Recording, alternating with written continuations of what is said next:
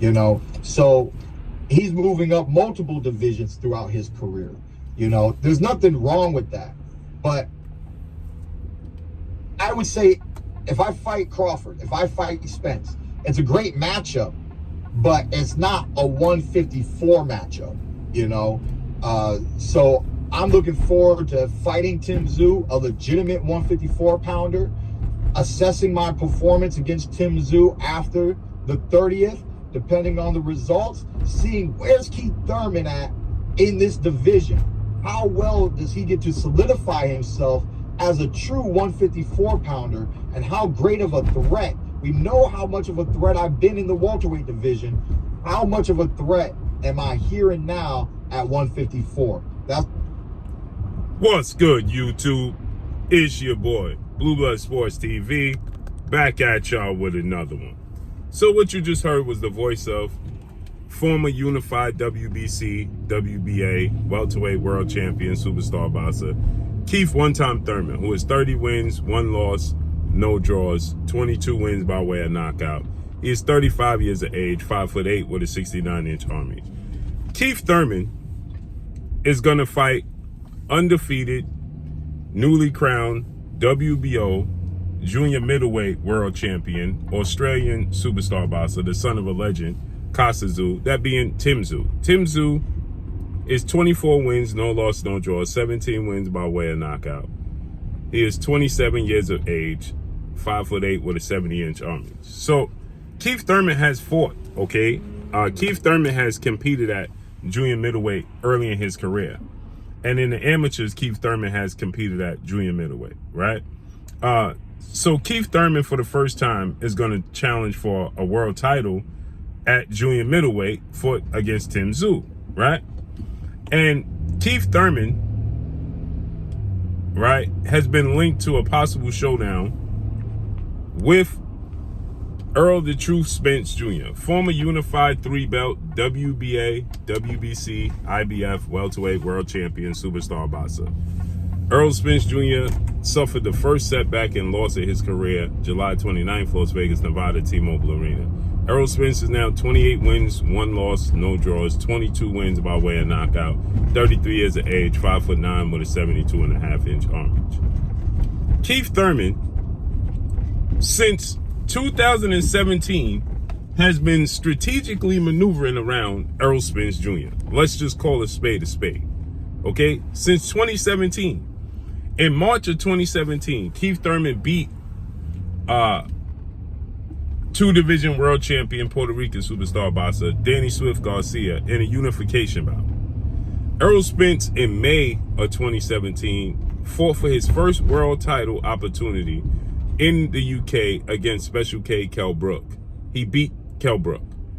So Keith Thurman became the WBA, WBC welterweight world champion. Danny Garcia had the WBC title going into that fight. Keith Thurman had the WBA title.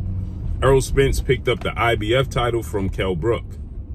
Errol Spence then proceeded to pursue a fight with Keith Thurman in a massive unification bout.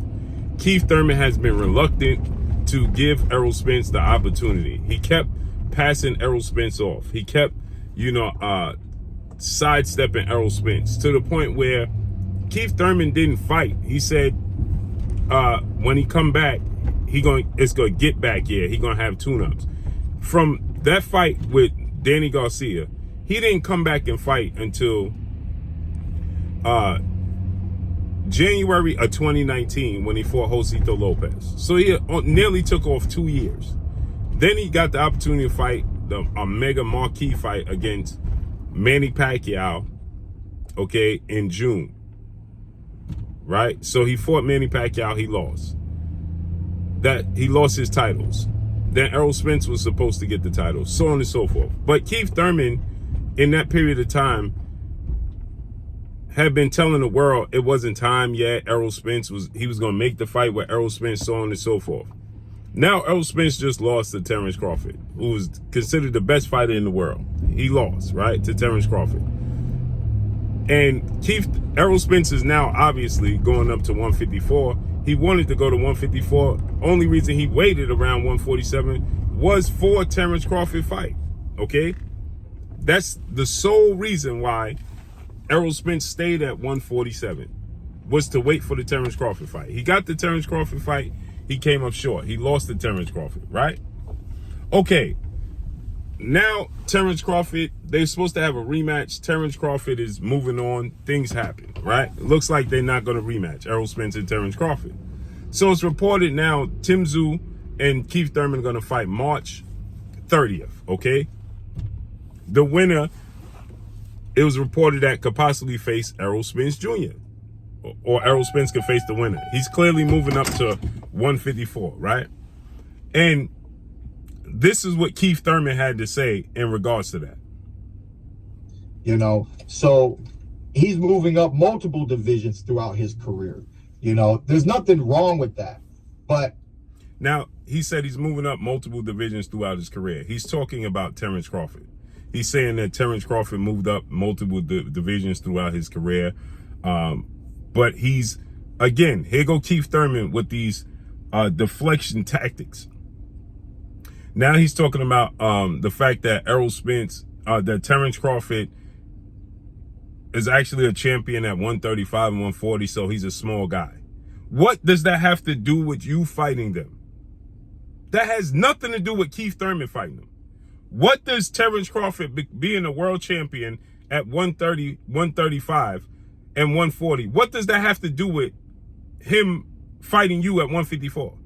He's trying to justify and say he's naturally now a 154-pounder and they really welterweights. But you was trying to fight Floyd Mayweather, who was a champion at 130, 135, 140, 147, 150, 54. You was pushing for a fight against Floyd Mayweather. Floyd Mayweather was a champion at 130 pounds. 130, 135, 140, 47, and 54. He's a 5-division champion.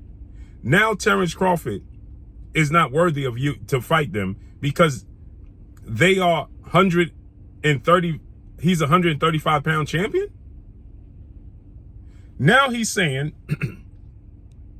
that if he fights Errol Spence or Terrence Crawford, it's going to have to be at 47 because he's focused on the champions at 154. Keith Thurman is still ducking Errol Spence and Terrence Crawford.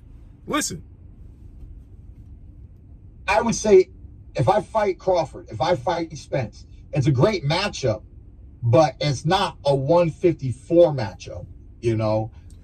What do you mean it's not a 154 matchup if they both moved up to 154 like you did? What do you mean Errol Spence is not worthy of a fight with you at 154 because he's really a 147-pounder? That makes zero sense. None. Listen. So I'm looking forward to fighting Tszyu, a legitimate 154-pounder. So Tszyu shouldn't be considering fighting you because you are not a legitimate 154-pounder. Yet, the first title defense of Tszyu's career is going to, well, the second title defense of Tszyu's career is going to come against a welterweight. And nobody's complaining about that. Actually, people are complaining about that. So when this fight was made, people said that this fight was made solely for money and a rush job. And nobody wanted to see it. So Tszyu is going to fight Keith Thurman, where he should be fighting legit 154-pounders, right? Because he's not going to get credit for fighting a welterweight, as Keith Thurman is saying. We got to make this make sense. So Tszyu should be focused on Sebastian Fundora or the other junior middleweights in the world, right? Erickson Lubin, who was already rumored to be fighting Tszyu, and they said that Lubin essentially priced himself out. But he's fighting Keith Thurman. Lubin is a natural 54-pounder. Assessing my performance against Tszyu after the 30th, depending on the results, seeing where's Keith Thurman at in this division. How well does he get to solidify himself as a true 154-pounder, and how great of a threat? We know how much of a threat I've been in the welterweight division. How much of a threat am I here and now at 154? That Keith Thurman is ducking Errol Spence again, even off of a loss. It's a shame. And that's all I got for y'all. Make sure you hit the like button. Drop a comment in the comment section. Let me know what y'all think. Y'all already know what it is. It's your boy Blue Blood Sports TV. Hate, like, comment, and subscribe. You haven't subscribed, hit the subscribe button, hit the like button, hit the bell icon to get all the new notifications. Follow me on Instagram at Blue Blood Sports TV, all in one word. That's all I got for y'all. I'm gone. Peace.